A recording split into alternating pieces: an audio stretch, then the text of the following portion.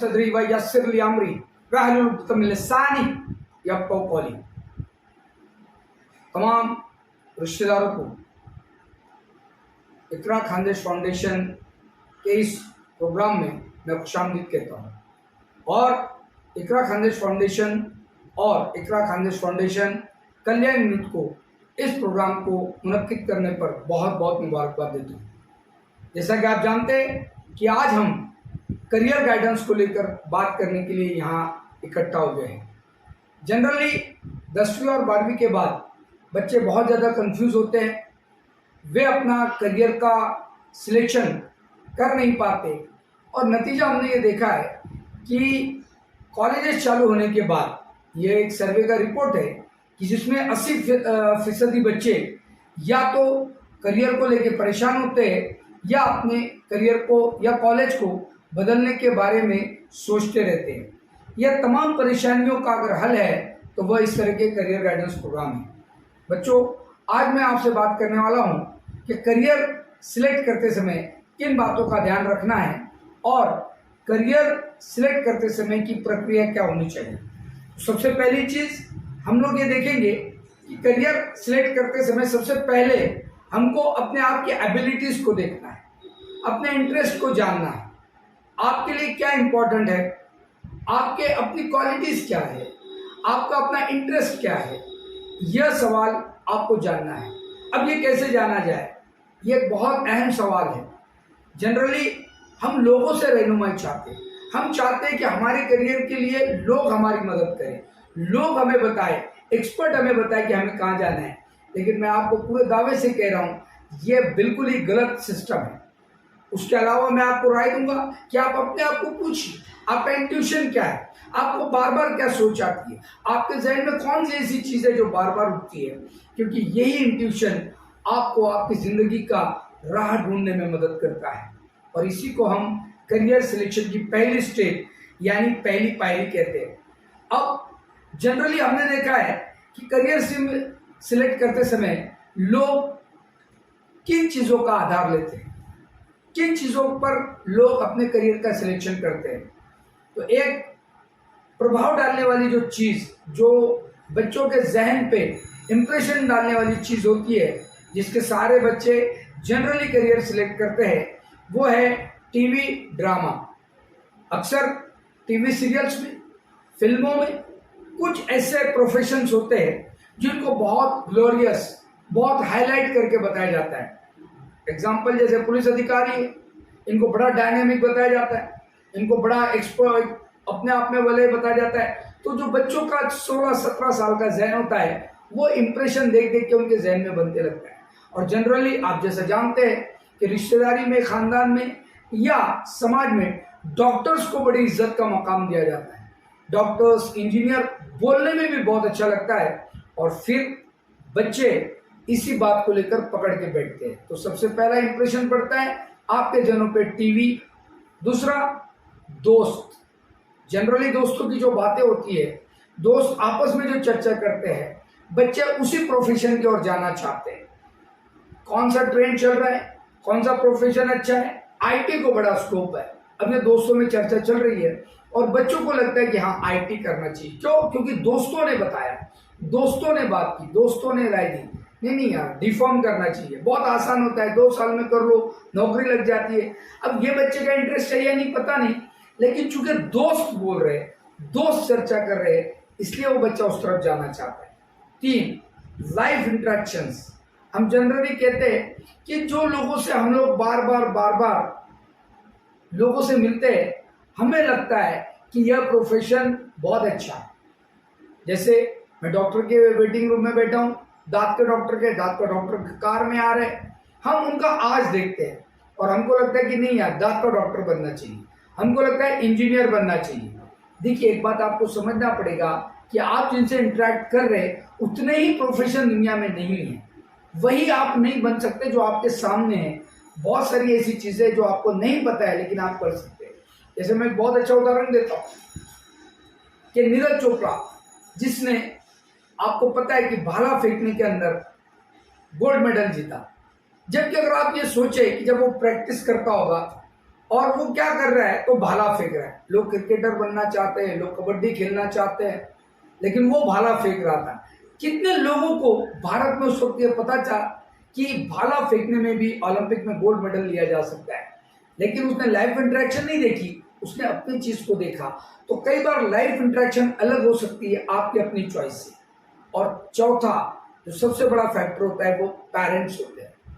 वालिदैन अपनी चीजों को बच्चों पर थोप देते हैं। माँ बाप को लगता है कि हमारा बेटा डॉक्टर या इंजीनियर बनेगा, और वो उसी पर उससे बात करते हैं, और फिर बच्चों को भी लगता है कि मुझे बनना चाहिए। और कई वालिदैन तो मैंने ये देखा है कि अगर वो अपनी जिंदगी में खुद नहीं बन पाए तो उनको लगता है कि ये मेरा बच्चा बन जाए। क्योंकि हमारे उस वक्त में मौका नहीं था, उस वक्त में हमारे हालात नहीं थे, तो मैं इंजीनियर बनना चाहता था, मैं नहीं बना, तो चूंकि अब मेरा एक बेटा है, अब मैं उसको इंजीनियर बनाऊंगा। और हम देखते हैं कि पेरेंट्स के फोर्स के कारण कई बच्चे इस तरह की चीज़ों की तरफ माइल होते हैं, अट्रैक्ट होते हैं। बच्चों, मैंने ये बताया कि आप करियर सिलेक्शन करते समय किन चीज़ों के अंडर प्रेशर आ जाते हो। सबसे पहले इन प्रेशर को आपको ख़त्म करना है। इन चीज़ों से कोई भी चीज़ आपको प्रभावित ना करे, यह सबसे पहली चीज़ आपके लिए महत्वपूर्ण है। इसके बाद सबसे इम्पोर्टेंट क्या होता है कि जब आप करियर प्लानिंग करते हैं तब आपको दो चीज़ें करना है। एक आपको शॉर्ट टर्म गोल तय करना है, एक लॉन्ग टर्म गोल करना है। याद रखिए, करियर प्लानिंग करने के बेनिफिट्स आपको समझना पड़ेंगे। एक, आप ऑब्जेक्टिव फुल हो जाते हो। दो, आप समय पर ग्रेजुएशन करते हो। तीन, आप बहुत अच्छे से परफॉर्म करते हो जब आप अपने सिलेक्टेड करियर में जाते हो। याद रखिए, करियर गाइडेंस या करियर प्लानिंग करने का फायदा ये होता है कि आप वक्त पर अपने आप को एक सक्सेस की ओर जाते हुए देखते हो। आपको अच्छा इनकम शुरू हो जाता है, आपके जॉब्स या आपका प्रोफेशन आप सेट कर पाते हो।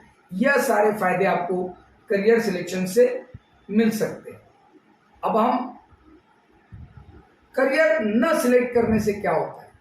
कई बार अगर हम करियर प्रॉपरली वक्त पर, मैं फिर शब्द का इस्तेमाल कर रहा हूं, अगर समय पर हम सही वक्त पर करियर नहीं सिलेक्ट कर पाए तो क्या होता है, हम स्विचिंग मेजर करते रहते हैं, मतलब करियर शिफ्ट करते रहते हैं, करियर चेंज करते रहते हैं, कॉलेज ट्रांसफर लेते हैं, ड्रॉप आउट होते हैं, हमारा स्कूलिंग पीरियड, कॉलेज पीरियड बढ़ जाता है, और फाइनेंशियल क्राइसिस को हम सामना करते हैं, और अल्टीमेटली हम फ्रस्ट्रेट हो जाते हैं, और फिर हम कोई फैसला लेने के बाहर निकल जाते हैं। अब करियर सिलेक्ट करते समय किन चीज़ों का ध्यान रखना है, इस पर मैं आता हूँ। क्योंकि हमारे पास वक्त भी बहुत कम है और मुझे अपनी बात भी मुकम्मल करना है, तो मैं चंद पॉइंट्स आपको देता हूँ जिसमें आप अपने आप को करियर को सिलेक्ट करने में आपको मदद मिल सकती है। सबसे पहले आपको अपने आप से कुछ सवाल पूछने हैं जो मैंने शुरुआत में। दो, करियर सिलेक्ट करते समय जिस बात के लिए आप आमादा हो रहे, क्या ये आपको पता है कि उस प्रोफेशन के लोग डे टू डे लाइफ में कैसी जिंदगी जीते? क्या आप ऐसे लोगों से मिल चुके? क्या आप लोगों ने ऐसे इस फील्ड के कामयाब लोगों से चर्चा की? मेरी बात को समझिए आप। मैं एग्जांपल देता हूं कि अगर मैं पुलिस इंस्पेक्टर बनना चाहूँ तो क्या मुझे पता है कि एक पुलिस इंस्पेक्टर की जिंदगी क्या होती है, कितने घंटे उसको नौकरी करनी पड़ती है, उसे किस ट्रॉमा से जाना पड़ता है, उसे किन परिस्थितियों का सामना करना पड़ता है, उसे राइट्स में जाना पड़ेगा, उसको डेड बॉडीज निकालने जाना है, उसको एक्सीडेंट्स अटेंड करने जाना है, उसको सीनियर्स के सामने सैल्यूट्स मारना है। भले ही मैं अपने आप में एक इंस्पेक्टर हूँ, लेकिन मुझे कई लोगों को इज्जत भी देनी पड़ेगी, कई बात मुझे मेरे मन के खिलाफ बहुत सारे काम करने पड़ेंगे। तो यूनिफॉर्म पहनना एक आपके लिए पॉइंट ऑफ ग्लोरी हो सकता है, जिसमें आप ये सोच सकते हैं कि मुझे ये बनना है, लेकिन आपको तभी ये भी पता करना पड़ेगा कि डे टू डे लाइफ में यह प्रोफेशन के लोग जिंदगी में क्या करते हैं। तीन, ग्रोथ। प्रोफेशन कभी भी सिलेक्ट करते समय या करियर सिलेक्ट करते समय आपको ये भी देखना है कि मेरा ग्रोथ कितना होगा, मेरा ग्रोथ कहाँ, मुझे लर्निंग अपॉर्चुनिटीज कितने मिलने वाली है। मैं जिंदगी में यहाँ खड़ा हूँ, अगर आज मैं ग्रेजुएशन के बाद एक जॉब लेता हूँ, जैसे मैं अक्सर लोगों को उदाहरण देता हूँ कि मुझे सेल्समैन बनना है, तो सेल्समैन कई तरीके के हो सकते हैं। मैं किसी किराना दुकान में भी सेल्समैन हूँ, मैं कपड़े की दुकान में भी सेल्समैन हूँ, और मैं किसी कंपनी में भी सेल्समैन हूँ। बात को समझिए आप। इसके लिए हमको ये भी देखना पड़ेगा कि करियर में डेवलपमेंट अपॉर्चुनिटीज कितनी है, मैं डेवलपमेंट की कितनी चीजें मुझे वहां मिल सकती है। Development learning experience, development financial development, development status development, यह सारी चीजें मुझे बहुत शुरुआत में देखनी पड़ी। उसके बाद सबसे महत्वपूर्ण मैं आपको जो कहता हूं कि करियर सिलेक्ट करने के साथ साथ उसको प्रॉपर ट्रेनिंग और प्रॉपर चीजों का रहनुमाई या अच्छे कॉलेज से करिए। मैं अक्सर लोगों से कहता हूँ कि क्वालिफिकेशन डिग्री ये एक ही होती है, लेकिन इसके कॉलेजेस, इसके इंस्टीट्यूट आपके करियर पे बहुत बड़ा असर डालते हैं। एग्जाम्पल के तौर पे अगर मैं देना चाहूँ तो एक एलएलबी कोई छोटे से गांव से कॉलेज से करे वो भी एलएलबी माना जाएगा, लेकिन कोई सिम्बोसिस से एलएलबी करता है वो भी लॉ माना जाएगा, और कोई नेशनल इंस्टीट्यूट जो स्कूल से लॉ के दिल्ली में वहां से करता है वो भी एलएलबी ही माना जाता है। लेकिन फर्क पड़ता है अपॉर्चुनिटीज में, फर्क पड़ता है एक्सपीरियंस में, फर्क पड़ता है एक्सपोजर में। करियर में इसका बहुत बड़ा असर होता है कि आप कहाँ से पढ़कर निकले हैं। फिर मैं कह रहा हूँ बहुत बड़ा असर होता है, पूरा असर नहीं होता, क्योंकि तारीख गवाह है कुछ छोटे गांव से, छोटे कॉलेजेस से निकले हुए बच्चों ने भी अपनी जिंदगी में बहुत नुमाया कामयाबी हासिल की है।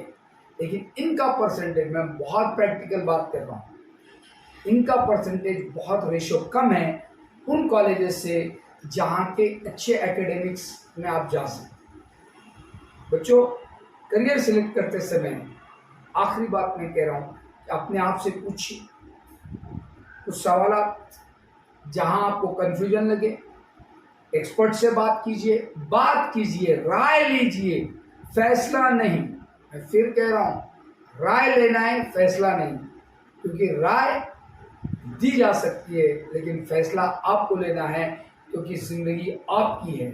जिंदगी में होने वाले इन फैसलों के असरात पूरी जिंदगी पड़ते हैं और उसी पे आपको जिंदगी गुजारनी पड़ती है।